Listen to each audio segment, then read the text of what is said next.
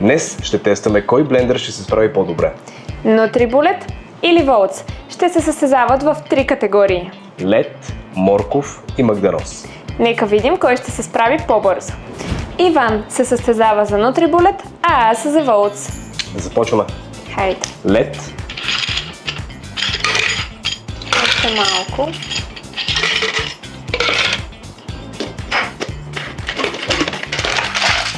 три, две, едно.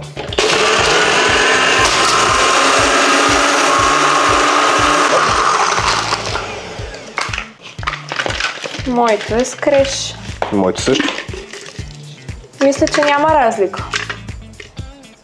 Не, доста добре. 1:1. Да, Айде сега тестваме и морковите. хайде. Този път залагам, че моя ще победи. Чакай, не се радвай първо. 3, 2, 1. Стоп! Моите бяха малко по-големи, но Айде сега. Дай да видя. сега ще видим. Опа. Еми, Пак са еднакви почти. май е 2:1 за теб обаче. Може би да. Прав си. Доста добре, но има малка разлика. Айде да тестваме магданоза. Хайде.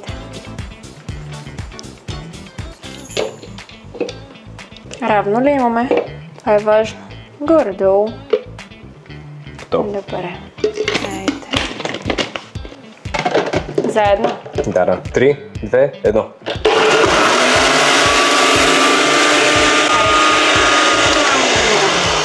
Доста големи парчета са останали. Аз нямам.